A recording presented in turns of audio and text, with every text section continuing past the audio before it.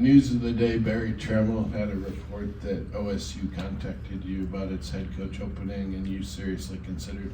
I wondered if you had a comment about it. Well, I just, I guess I can have a comment if it's worth commenting on something. 10 months ago, I did talk to him, and I spoke to OSU every time there's been an opening in that position for the last, since Coach Sutton had left. So not necessarily about hiring me, but about, could be names or what I thought needed to happen in order for OSU to compete in this league at a high level. So yeah, I did talk to them. I also read in that article that I stayed holed up. What was the term? Holed up at Karsten Creek. Right. I have holed up in Stillwater before, but it's only been the night before that we've actually played a game. I haven't been to Stillwater and spent a night for the last 20 years unless, I believe, I could be accurate, maybe I did 15 years ago or something at some point in time at a reunion or something, but I haven't been there unless my team's staying there. So that was totally inaccurate. I think that they got the right guy. But I did talk to them, and my administration knew that I talked to them.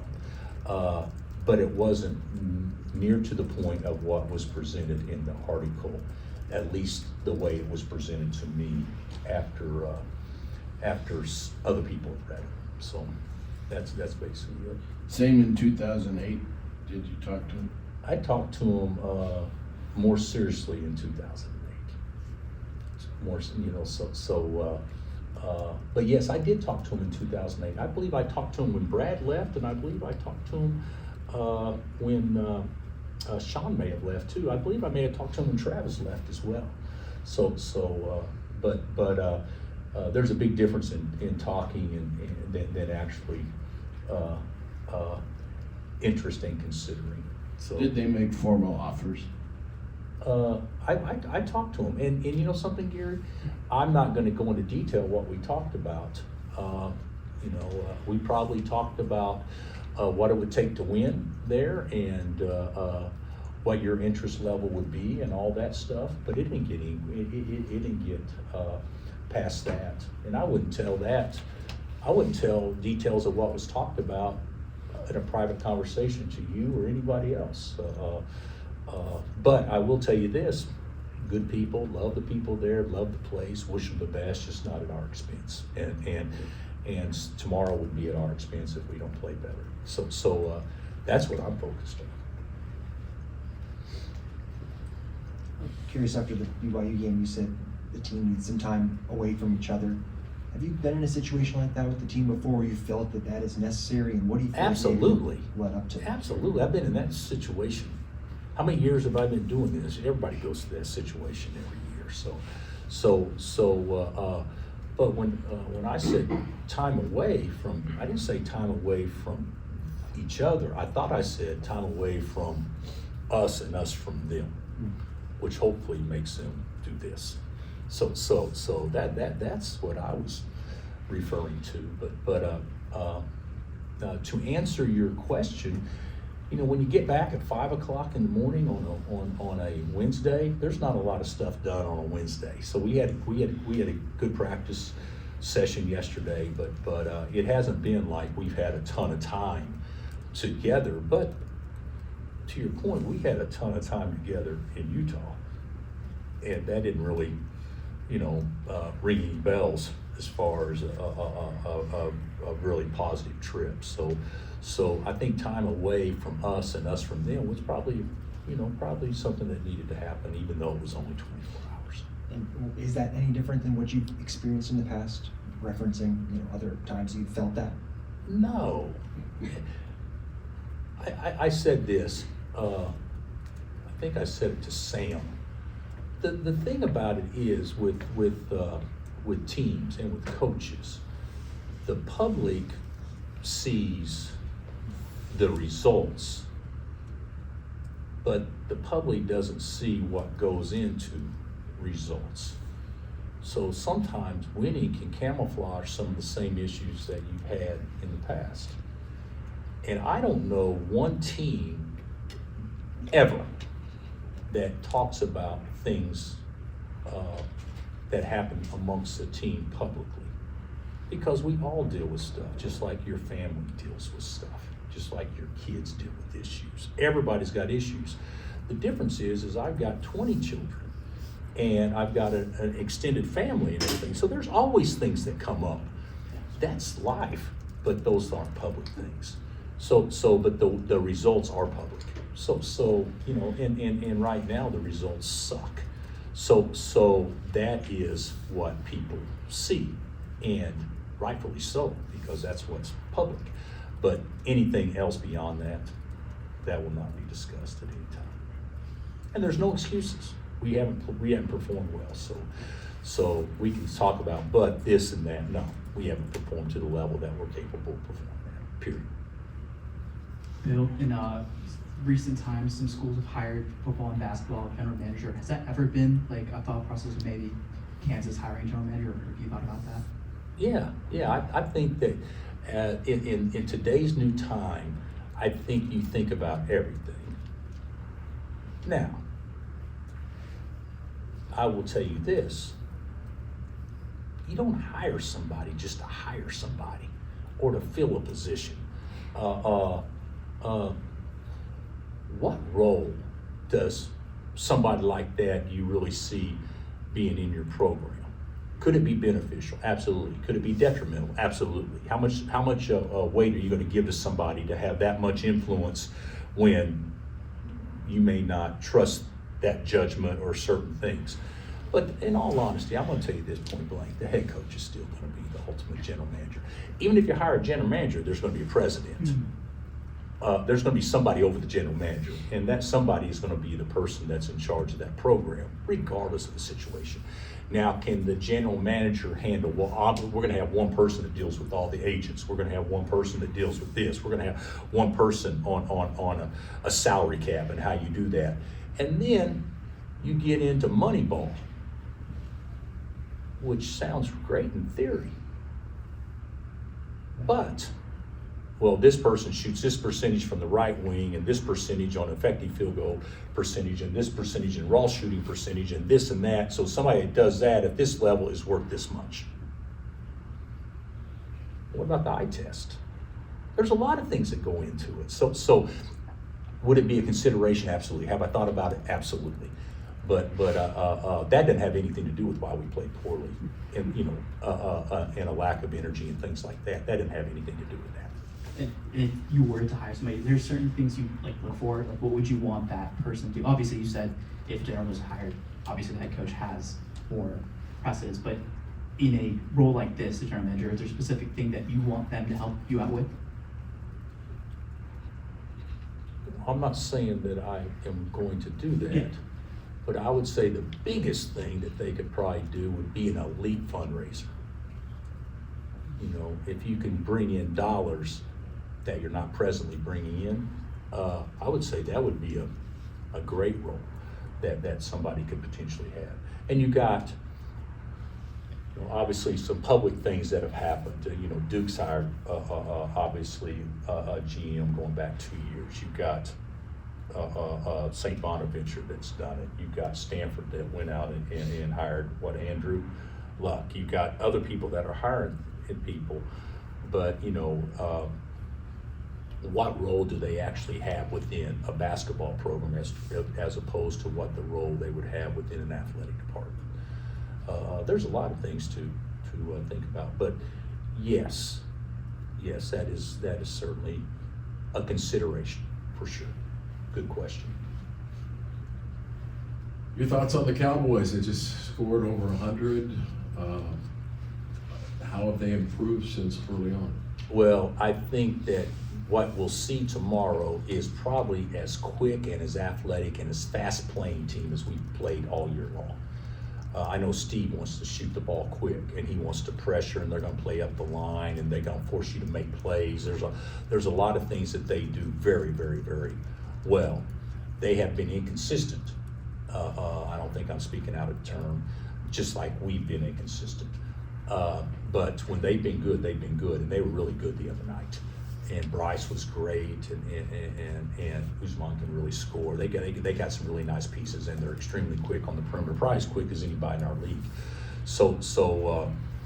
Yeah, we need to, obviously we need to be turned up and ready to go.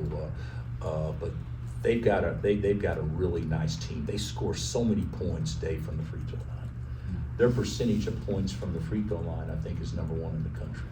So they get fouled because they put pressure on you all the time. It's amazing that we got through college, you and I, without social media. Since then, it's become more impactful, more everywhere. And maybe with NIL, even more vicious, even though I don't read it. People send me stuff that's posted. I remember asking Hunt why he read that stuff. He just says he gets bored.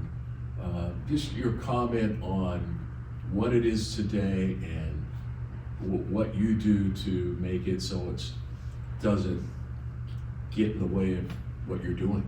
Well, first of all, I know I'll probably disappoint many people out there that post, in that I don't read any of their stuff.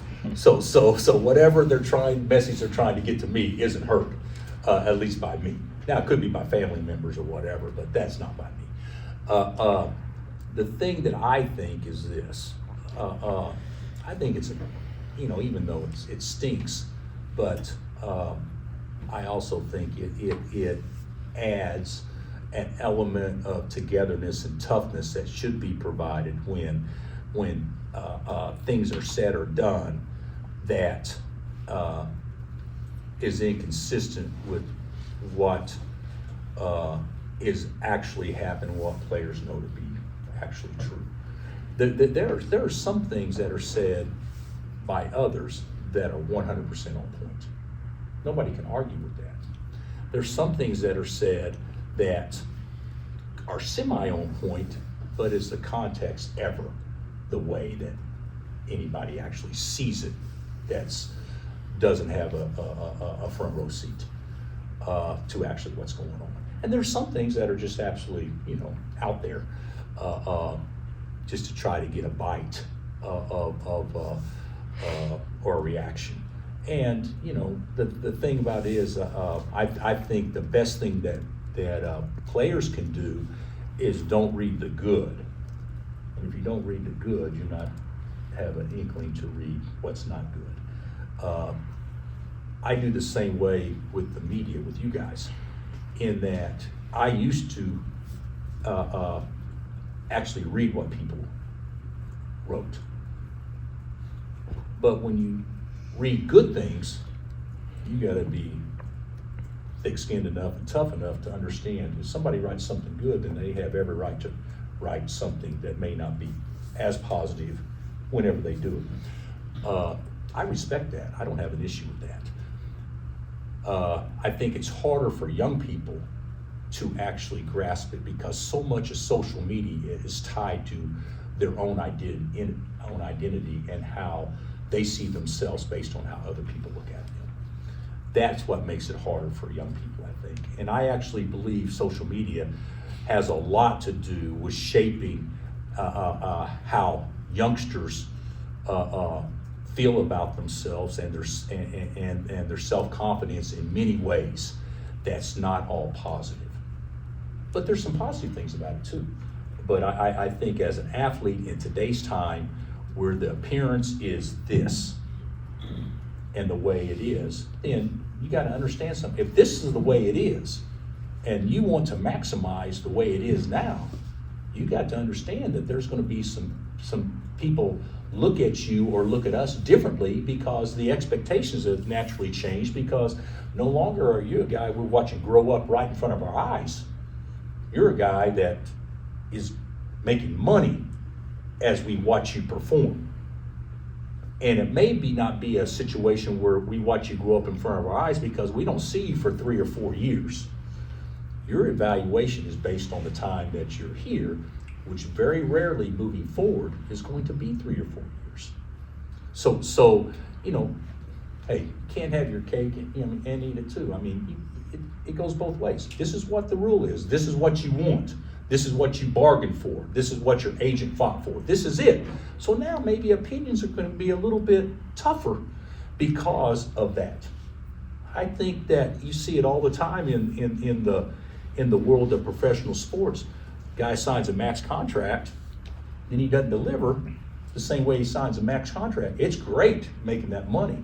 But now, we're paying you all this money and this is all you bring to the table? Are you kidding me? I would think doing that in some cities may not be the most pleasant as everything's kumbaya and everything's, fine. So I think that's part of the, and I've told our players this many times, some of the unintended consequences that you're going to feel are real. And people have a right to feel however they're going to feel. But the perception of how everything goes down isn't always going to be 100% factual and accurate. Just like an article that was written, I'm not going to say there weren't parts of that weren't true. I'm going to tell you there were certainly parts in it that wasn't remotely true, but if I comment on it, now it becomes tomorrow's story. And if I don't, it was today's story and it's gone by tomorrow. So that's kind of how I look at it. And guys should look at it social media wise the same way, because if you don't like it, then do something about it and change it. Because it'll be yesterday's news. And the great thing about basketball in college is you lose, you perform poorly, it gives you every person a right to have an opinion and to shape a perspective in how they see it. It's fair, it's true. I actually do the same thing. But the story still hasn't been written yet. Or in football, it could be written, because you don't make the top 12, you're done. In basketball, it's not written yet. So there's been plenty of times where a national champion didn't win their league. And we won the league 17 of the last 21 years here, counting this year, if I'm not mistaken. And how many fans really relish in us winning the league? Or do they relish in how the season ends? So the story hadn't been written yet. I mean, somebody tell me if fan base remembered every Final Four year. 16 times in 50 years or 51 years, it's pretty good. Think about that. 30% of all NCAA tournaments that Kansas has been in, they got to the Final Four. It's pretty good. Overtime. Who remembers those Final Fours unless you cut down a net? It's the way it works. So the story hadn't been written yet. But with that being said, we put ourselves in a position where we actually deserve a lot of the things that's probably being said, which I don't know everything's being said. But the bottom line is, if you want to change that, then fix it. And we have fortunately shown that when we're at a good level, pretty damn good. And unfortunately, we've shown that when we're not, it can be really, really hard to watch. So, which is it going to be? That's kind of how I see this. So, and if the social media and the criticism gets to us right now to the point that deflates us, we're not tough enough to win anyway. So this is be a great testing spot for us. In order to get to where we want to go, we got to get tougher. Maybe this will be the thing that helps us get tougher. So I it's just life. On your show yesterday, you talked about treating this game like the first game of a new season. I am. How do you feel like that message has resonated with the team, and what are the challenges in making them all feel that way? I don't know that there is a challenge. Why wouldn't you feel that way? That's my point. To our team, it's like, all right, you want to hang on to something that we don't have, try to protect an 8-7 league record? Is that really what this place is all about? I've done this with players throughout my entire career. Guys shoot crappy non-conference, hey, guess what? You're 0 for 0. New season. Well, the new season just happens to start tomorrow for us as opposed to December 31st when West Virginia beat us. The new season starts tomorrow. And if that isn't something that can resonate with guys, then I don't know what can. But I think that's actually something that resonates with me because, you know, we finished strong these last 5 games. We put ourselves in a position to have momentum going into the Big 12 tournament and if we play well, the postseason tournament. But there's no guarantees of any of that happening. But I do believe that I like our chances if, in fact, we can actually have fresh minds and a fresh start. Along those lines, last year at this time, as the team was kind of toward the finish, injuries, right? Yeah. Like, what is it about this group? This group, you know, we got Shaq that's beat up. Mhm. But other than that, guys, we're actually relatively healthy. And we're still playing poorly. But we're actually relative. Last year, guys, I don't know if you guys knew this. I mean, we had no chance going to the Big 12 tournament last year. You got Hunter out, you got Kevin out, you're just trying to put a team out there that can be competitive and that kind of stuff. We play Gonzaga, and even though we got hammered by Gonzaga, you know, we're ahead at halftime by a point or two. But the Sanford game took us out of the Gonzaga game in many ways because we didn't have the depth to actually play guys 30 minutes. You got to play guys 38 minutes in a game like that. We were gassed. Not an excuse. That's just the way it was because we didn't have any depth. This year, at least, knock on wood, to this point, we have health. So there's no excuse in my mind. This year's team is more equipped to finish strong than what last year's team was, positively. What is the number one reason you feel that way? Beyond the health, is there something about this group that? You know what I think it is? I've seen it. You know, with last year's group, after Kevin got hurt, did we really see it? We may have had a decent game or two, but did we really see it? And then when Hunt got hurt, did we really see it? Right now, with the group that's out there playing, you know, we've seen it. You know, so to me, that gives me plenty of reason to be optimistic moving forward if we're able to line up our intangibles with, you know, health and that kind of stuff, a sense of urgency. I do feel very optimistic about it. Can Shaq go tomorrow? Probably. But I don't know 100% yet because he's not going to be 100% again this season. So he's going to be day to day. How do we get through it? So yes, can he? Probably, but I don't know, Gary, how he's going to feel today. Same foot. Yeah, same foot. One thing you would like to do on offense, one thing on defense to make it go a lot smoother both ways. Not that it's been terrible, but one thing on each area. Offensively, to get one or more good shots each possession, and defensively to give up one or less shots per possession. That would probably, just to be simplistic.